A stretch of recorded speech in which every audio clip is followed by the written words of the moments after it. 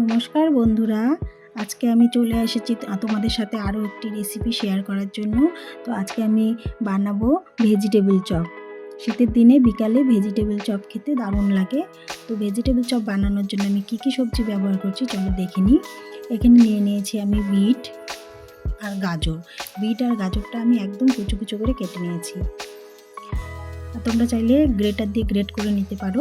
আর নিয়েছি কাঁচা লঙ্কা কুচি, মটরশুঁটি আর এখানে চিনেবাদাম আমি ভেজে একটু ক্র্যাশ করে নিয়েছি। আর গাজরটা দেখো একদম পাতলা পাতলা করে কিন্তু আমি কেটে নিয়েছি। এখানে দুটো আলু সিদ্ধ করে ম্যাশ করে নিয়েছি। আর এখানে আমার লাগছে গ্রেট করা আদা। তো এখানে আমি কড়া বসিয়ে দিলাম, দিয়ে দিলাম 1 চামচ তেল, তাতে দিয়ে দিলাম 5 ফোড়ন। এবার দিয়ে দেবো কুচনো কাঁচা লঙ্কা আর দিয়ে দিলাম গ্রেট করে রাখা আদা।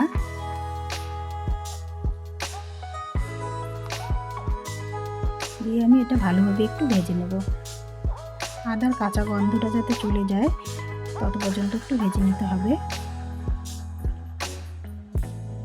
এরপরে আমি এর মধ্যে দিয়ে দেব বিট।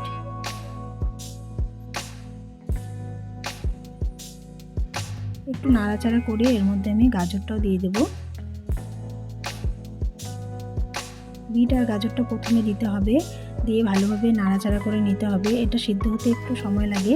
আর মটরশুঁটিটা আমি এখনই দেব না, বিট আর গাজরটা যখন অর্ধেক সেদ্ধ হয়ে যাবে তারপরে আমি মটরশুঁটিটা দেব। তো এখানে আমি দিয়ে দিলাম 1 চামচ লবণ, যাতে সবজিটা ভালোভাবে সেদ্ধ হয়ে যায়। তো এটা আমি 2 মিনিটের জন্য ঢাকা দিয়ে সেদ্ধ করে নেব।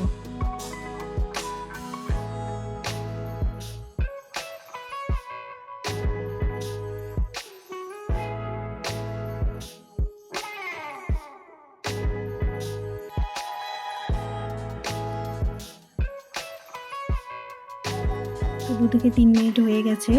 দেখো সবজিটা আধা সেদ্ধ হয়ে গেছে। এবার আমি খুন্তি দিয়ে যতটুকু সম্ভব একটু ভেঙে ভেঙে দেব।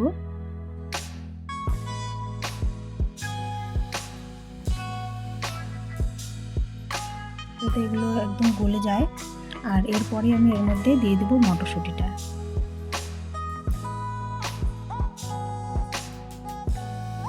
মটরশুঁটিটা দিয়ে আরেকটু নাড়াচাড়া করে আমি আরও 2 মিনিটের জন্য ঢাকা দিয়ে দেবো, যাতে মটরশুঁটিটা আবার সেদ্ধ হয়ে যায়।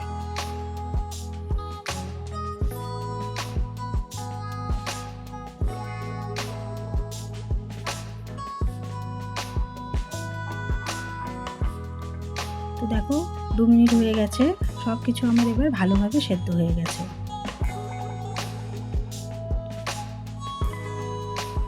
এবার আমি এর মধ্যে দিয়ে দেবো সেদ্ধ করে রাখা আলুটা।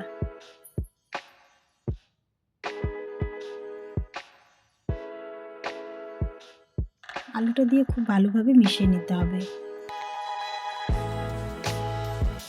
আর এর মধ্যে আমি দিয়ে দিলাম বাদামের কুচনো যে বাদামগুলো ছিল সেগুলো দিয়ে দিলাম।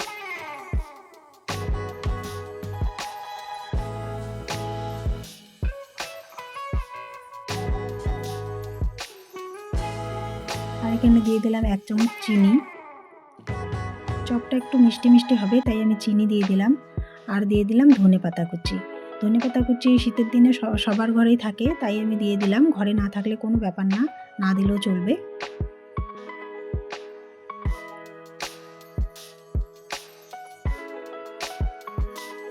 সবশেষে আমি এর মধ্যে দিয়ে দেবো একটি মশলা, যেটা আমি ঘরেই তৈরি করেছি।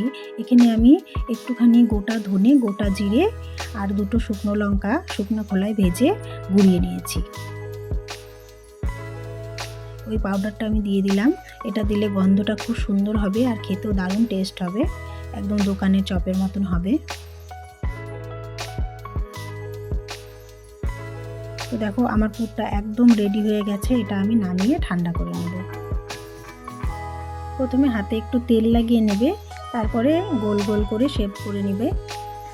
ইচ্ছে মতো শেপ দেওয়া যায়, তো আমি প্রথমে একটু গোল করে নিয়ে তারপরে একটু লম্বা মতো করে শেপ দিয়ে নিয়েছি। প্রথমে আমি এটা দিয়ে দেবো ময়দার মধ্যে ভালো করে কোট করে নিয়ে এর মধ্যে আমি একটি ডিম ফাটিয়ে রেখেছিলাম, তার মধ্যে দিয়ে দেবো। ডিমের গোলা থেকে উঠিয়ে দিয়ে দেবো আমি ব্রেড ক্রাম্বসের মধ্যে। তো আমি ডবল কোট করে নেব। ডবল কোট করে নিলে মুচমুচে বেশি হয়, খেতে বেশি ভালো লাগে। তো এই পদ্ধতিটাই আমি দুবার করে নেব। আবার আমি দিয়ে দিলাম ময়দার মধ্যে, ময়দাটা লাগিয়ে এরপরে আবার দিয়ে দেবো ডিমের মধ্যে। ডিম থেকে তুলে দিয়ে দেবো ব্রেড ক্রাম্বসের মধ্যে। এইভাবে আমি সবগুলোই ডবল ডবল কোট করে নেব, তাহলে মুচমুচে বেশি হবে। তোমরা চাইলে একবার কোট করেও নিতে পারো, খেতে ভালো লাগবে, খারাপ লাগবে না। তো এভাবে বানিয়ে না ফ্রিজে অনেক দিন রাখা যায়, 4 থেকে 5 দিন রাখা যায়। আর যখন খুশি বের করে ভেজে খাওয়া যায় বিকেলবেলা। তো আমি দেখো সবগুলো এইভাবে বানিয়ে নেব। চলো আরও একটি বানিয়ে দেখিয়ে দিই।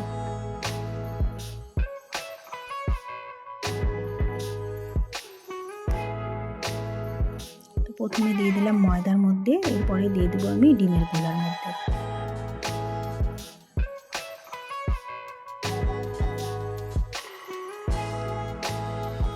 এরপরে দিয়ে দিলাম ব্রেড ক্রাম্বসের মধ্যে।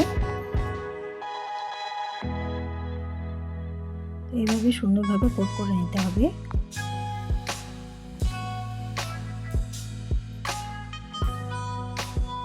আমার এই রেসিপিটা তোমাদের ভালো লেগে থাকলে ভিডিওটিতে একটি লাইক করে দেবে আর চ্যানেলটিকে সাবস্ক্রাইব করে রাখার অনুরোধ রইল।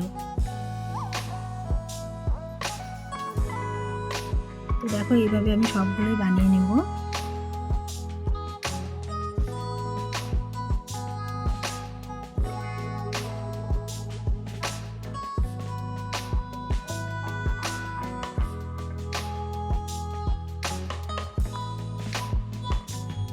আমার সবগুলো চপ রেডি। এদিকে আমি তেল বসিয়ে দিয়েছি। তো তেলটা প্রথমে হাই হিটে গরম করে নিতে হবে, তারপরে হিটটা একটু কম করে চপগুলো আমি একটি একটি করে ছেড়ে দেব।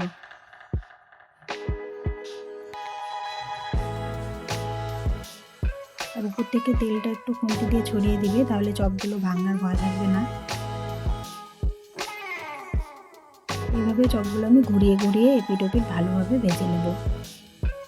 আর দেখো একটু লালচে কালার হয়ে আসলে এগুলো তুলে নেব। আর আমার ভেজিটেবল চপ কিন্তু একদম রেডি।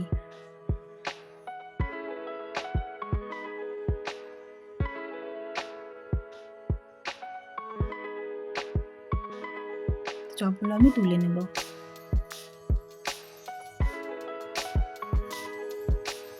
তো আমার ভেজিটেবল চপ, দারুণ স্বাদের ভেজিটেবল চপ একদম রেডি। চলো তোমাদেরকে দেখিয়ে দিই কি সুন্দর হয়েছে দেখতে, খেতে তো আরও অপূর্ব হয়েছে।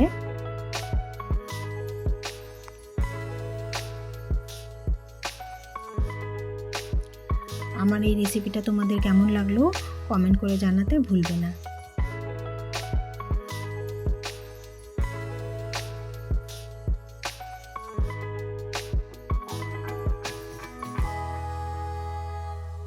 তো দেখা হচ্ছে আরও একটি নতুন রেসিপি নিয়ে।